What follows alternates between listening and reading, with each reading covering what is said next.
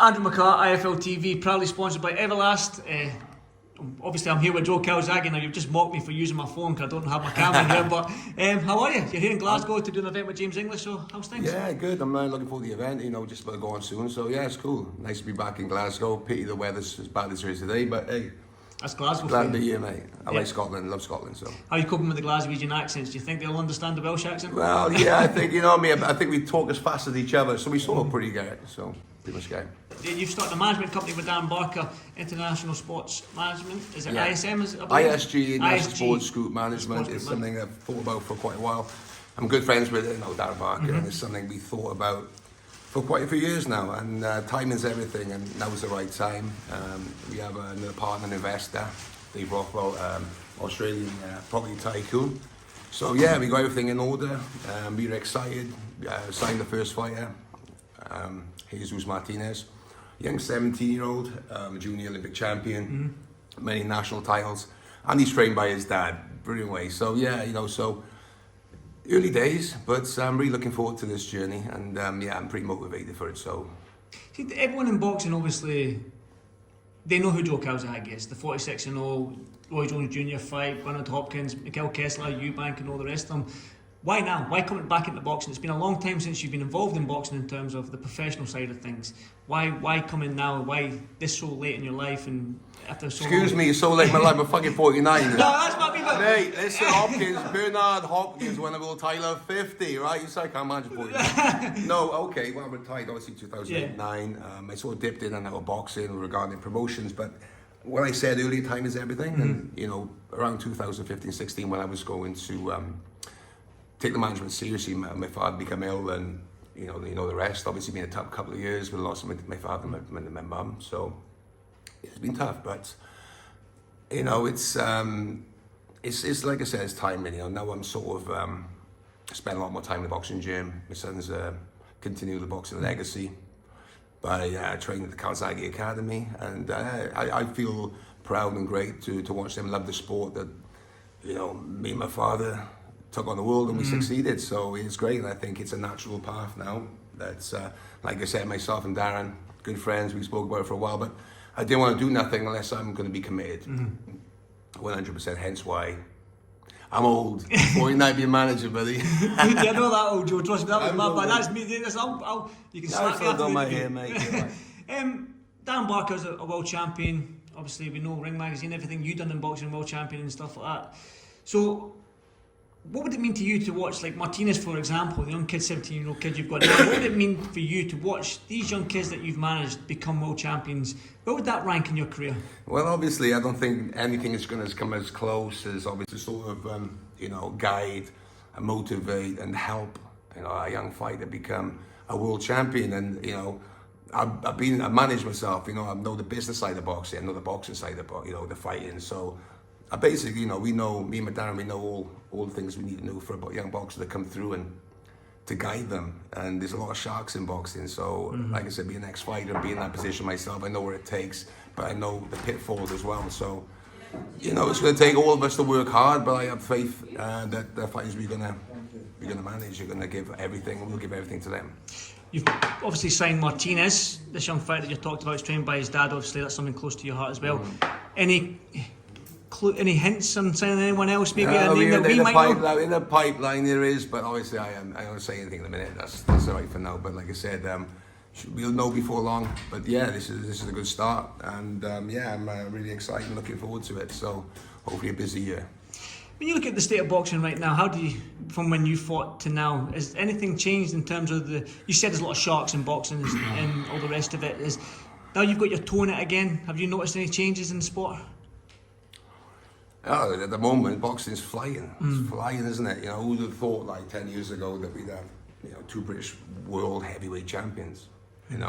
Obviously now we have one, but he's the best heavyweight on the planet, and I think you have an undisputed fight in the fellow Scot, Josh Taylor. So times are doing really well at the minute for boxing. Boxing's flying, which I love to see.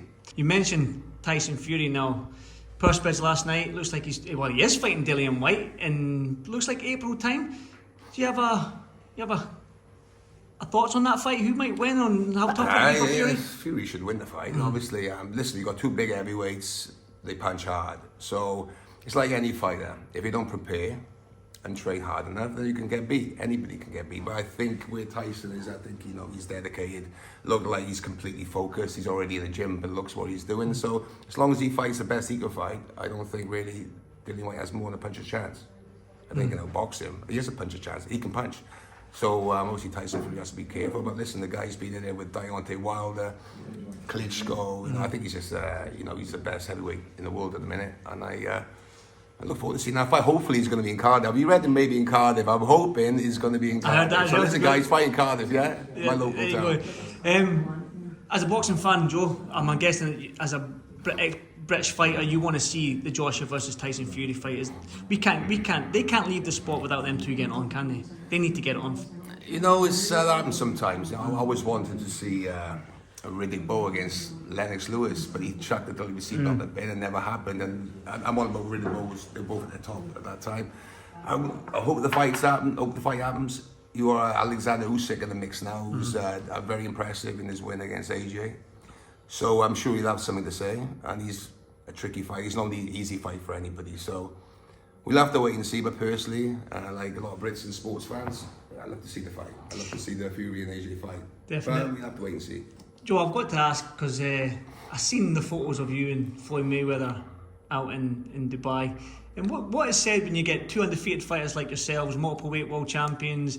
I know how brash he is, being 50-0. Is he brash with you, knowing that the fact that you were 46-0 and stuff like that? Does he? What does he say? He was cool. Yeah. So he come out. He saw me come out of the car, and we had a chat, and he obviously congratulations on your career. I've met before, and I know he has a respect for me. I have respect for him, and two undefeated world champions should have respect for each other, you know. So it was good to see him, and hey, good luck to him, and congratulations on your career as well, mate. Make a lot more money than me. Tell me how. Yeah, I'm joking. Joe, one final one then. We see like all these fighters that have retired making a comeback and stuff like that, and we've seen Floyd Mayweather do exhibition fights, we've seen Roy Jones Jr.'s and Mike Tyson fight in an exhibition fight, we've seen all these exhibition fights with fighters that have retired. Have you ever had itchy knuckles and thought to yourself, you know what, maybe one last dance, maybe one time, I miss it that much, or have you just thought, you know what, my time's ended? Well, I basically knew my time was up before Roy Jones. I was injured, I've been boxing, I remember 27 years, world champion for 11 years. You know, 150 amateur fights. You know, you got to look at that. People. Thing is, you know, I finally got the recognition in the end, but the reality is, a lot of boxing fans didn't really jump on till the end. But I've been boxing for 27 years, man. So after the Roy Jones fight, and before that was it for me, because beating McCART Kessler in my home stadium as a superweight champion, a WBO champ for many years, beating former champions, the frustration, the injuries, you know, was hard. So when I got that Jeff Lacey fight, who I was the underdog, I managed to win in that the way I won, and then beat Kessler. I'd done everything I wanted to achieve. All that was left was money, and what else would I have to do? So to me, it was all about legacy. Being the world champion, 21 successful defenses, winning all the titles, the first one to do it. All the belts was fantastic. So there was only two things missing. I spoke with Enzo, my dad, bless him, and I knew he was coming to the end. And one thing was to go to America and fight Hopkins. Light heavyweight world champion, Ring Magazine, I'm fighting Vegas. Of course, I think for me, for my career to have been complete was to go to America and to win. You did it. I've done it twice. Exactly. So I'm happy with that.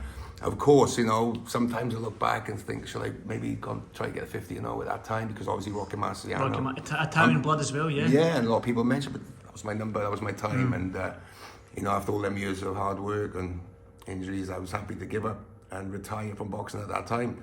Thank God, undefeated, and two young boys as well, so they went to happy to see their dad, you know, get hit. And sometimes you have to look at the bigger picture and realise there's a lot more to boxing than boxing, and your health and legacy and everything else matters more. Definitely. At the end of the day. So no comeback. No comeback there. Joe, I was with Roy Jones Jr. in December back there, and we were talking about your fight. Just I was off camera, there was no cameras around, just me and him having a chat, and there were a lot of, it was the time when that move you done on him, I don't know if you can react it just now, but you remember when you done when you slipped, dipped and you rolled and you done that wee shake of the hips, and Roy Jones said, that motherfucker stole my moves. What do you say to that? Sorry, Roy. I love Roy. Listen, one of the greatest fighters of all time, and I think in my last fight, I think you could see it's quite transparent that I knew that was my last fight, and you know, I wanted to fight in Madison Square Garden, America of Boxing, and me and Roy got on well. You know, we just hooked up, we made the fight happen. And I was having fun. What can I say? You know, I knew it was my last fight. And even in the fight, you know, people say, could you stop Roy? But I don't know, you know, use cut, right? It wasn't about hurting him or loading up. It was about enjoying the 12 rounds of boxing. And I remember going at the Madison Square Garden early and being really emotional, thinking, this is it, all the nearly 30 years of boxing, and this is the end. So go out there and really enjoy it. And I remember counting on the rounds, like round 11, looking around, enjoy it. And you could see in our fight, and I didn't particularly, you know, was trying to, you know, copy Roy or just come naturally. But when I was a kid, I used to do them things. So it was fun, you know, the last fight, and I hope people were entertained. But yeah, you know, it was a nice way to finish off.